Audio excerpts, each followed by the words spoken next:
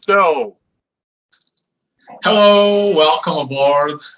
here we are today. This is finally take 12 or something for our About interview. around It that. finally managed. We are using Skype now instead of Facebook chat.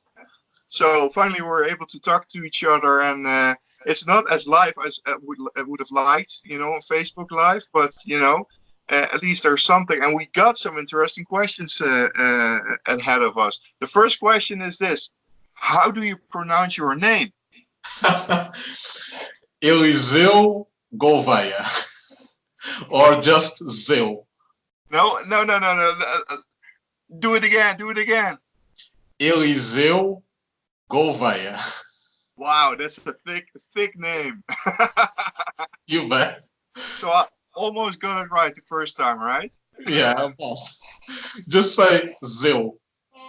Okay, let's stick with Zoo then, and you could call me Boom, right? Alright, boom. Okay, perfect. So Zoo, the Shiva project of yours, it's been years in the making, right? Yeah, it's been years and years. I don't even remember when I started working on it. It was, I don't know, 2010, maybe before. Well, Way yeah. before that.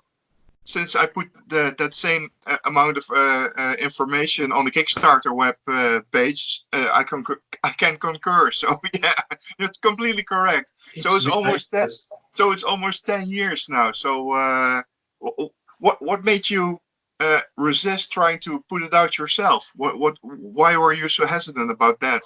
I don't know. I don't even know how to start putting a book out there. I just draw them. I write them, I draw them, and I color them. I don't know how to do the rest of the stuff, editing and submitting them to publishers, all that stuff. I don't have the expertise for that stuff. Okay, well, gladly. I mean, we've known each other for almost just as long as you've done the project of Shiva and many of the other projects. I think I really fell in love with your artwork with Lady of the Horde, which is more of a horror comic, which was completely in black and white. So I think that was conceived by you a tad later, I think. Okay, is that correct? Yeah, that was, I don't even know, 2000 and what, 8? 2006? Perhaps even earlier, but at least I discovered your artwork via I have no idea anymore. I think it was with Justin Gray, I think, as well. Yeah, it was during the Mummy, Vengeance of the Mummy. The Vengeance of the From Mummy, which of course started my own desperate attempt on on publishing a comic book myself. At least it started my obsession with collecting mummy artwork, all the sketches. I just got a few of them in. I've got them here, by the way. Let me see. Here, I just got an amazing new mummy in here. Just showing you this one Wow, in that's watercolors. that's So amazing.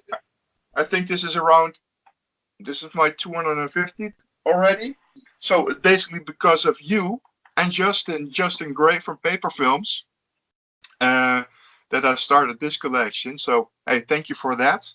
That, that's for sure.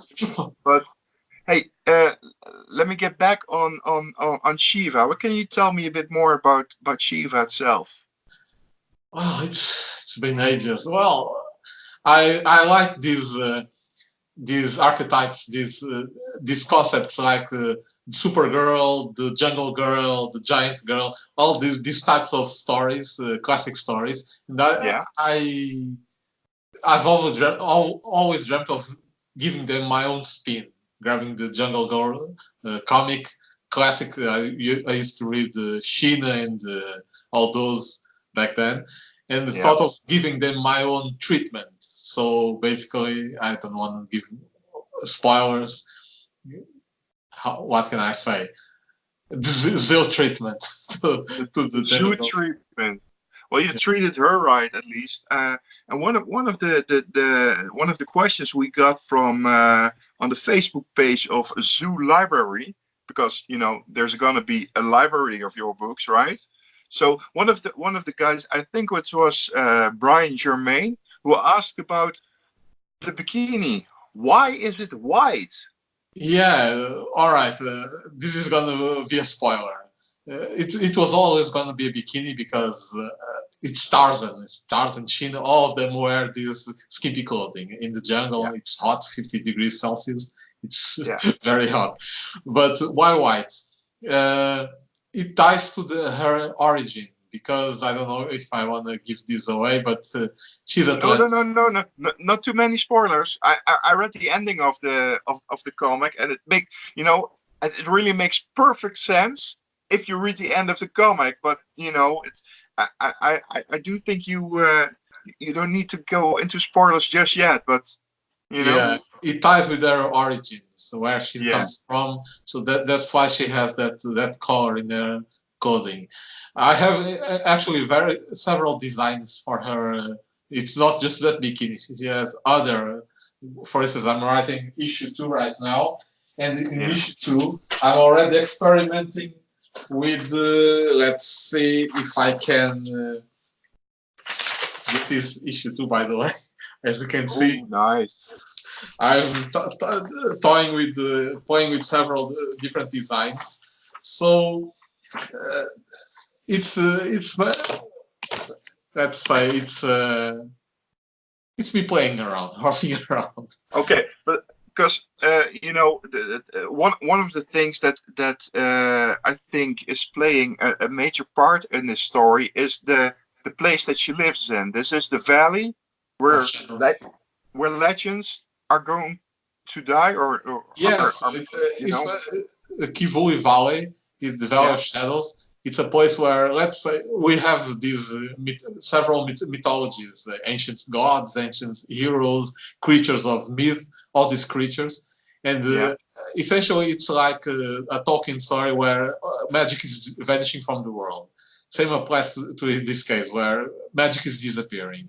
And basically, it's going to this valley to die to disappear. So there, for instance, there's the Tequane, which is a lightning bird. There are no lightning birds in our world. Why? Because they all fled to Kivuli Valley. yeah. So, Okay, so essentially, all these creatures we see were panthers, were hyenas, were wolves. All these creatures go there. They converge there. It's someone asked me about the tying to the white bikini. She doesn't wear a leopard skin, for instance. Why? Because she avoids killing creatures there. She sometimes she will hunt an antelope for, but she is very careful with what she kills because she's afraid she might kill the last of its kind. Might be the last were panther. She's not yeah. gonna kill that creature to wear it and suddenly, oh my god, there are no more. They're extinct. So she could wear Well, that actually made a lot of sense when you started explaining that, because you don't want to wear something that will be then no longer, it will be the last of its kind which gets killed. exactly. But like any girl, I have to be honest, like any girl, she has to has at least one extra option in clothing, right? So Oh, yeah, I think it was the famous Octavia Moon, right, that created this magnificent piece, yeah. which I love it. does show that apparently in the back there is a river or water. So she has that white bikini, somewhere else, perhaps in the river she's washing it, and she kind of borrowed something else in in the meantime. Yeah, That might be an idea, right? yeah. But how do you feel about Octavia, sending I love, over I such a love. piece like this? She's amazing. It's really, yeah, it's stunning. I mean, the cross legs, the background, it's really stunning. It's very appealing. So, let me find out and contact her, and perhaps we'll get into a stretch goal and make a nice print of it, or for issue 2. I mean, Yeah, you know, there's got to be an issue 2, right? Hey, yeah, back to Shiva. Did you already witness those amazing new logos? yeah. What do you think I about that, saw. man? I follow them online. people voting which one they like it best. I Yeah. love them all. Yes, But same here. But that brown so, one, yeah. that brown So one looks very great, very good in that cover. Better than yeah, mine. yeah. I try to work, with the colors a bit. So I'm not really sure if it's still definite, but it just works. At least Yeah.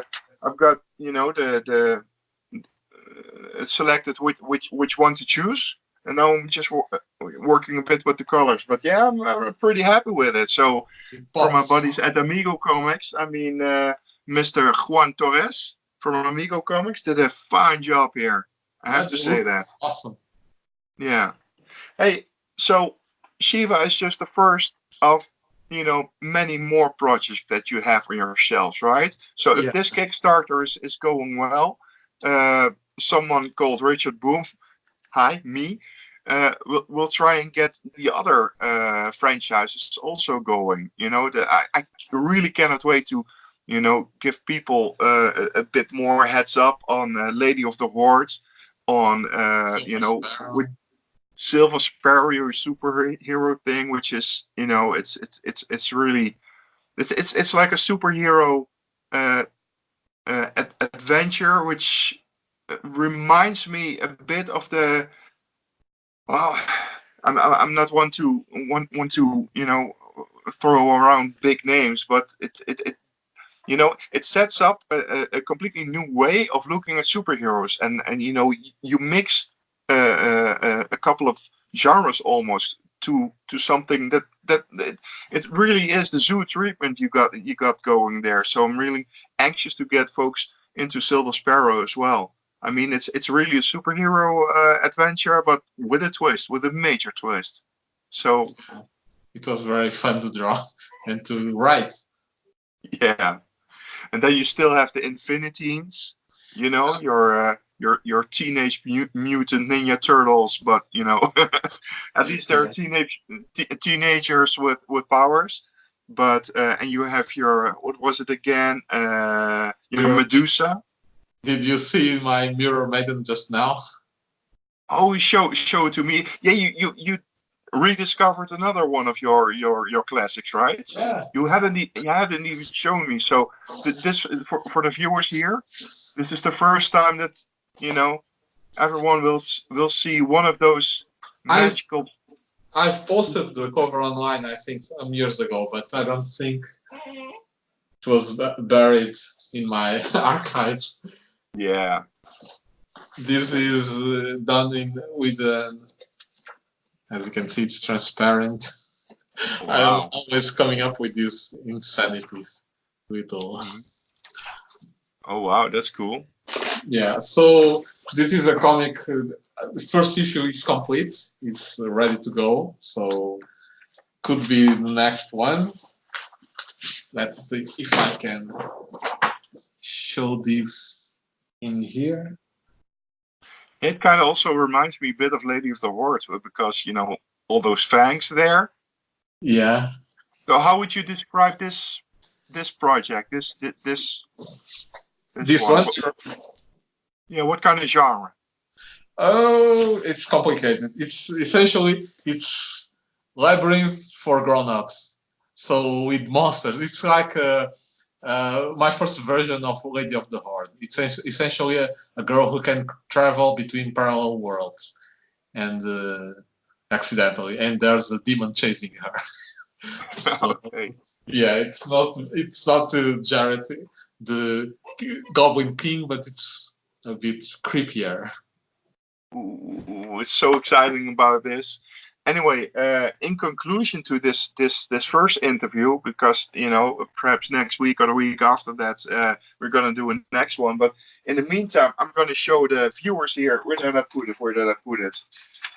I'm gonna show them. Oh yeah, because one of the stretch goals is at 2K, right? One of the stretch goals, kind of actually all of the stretch goals are at 2K mark.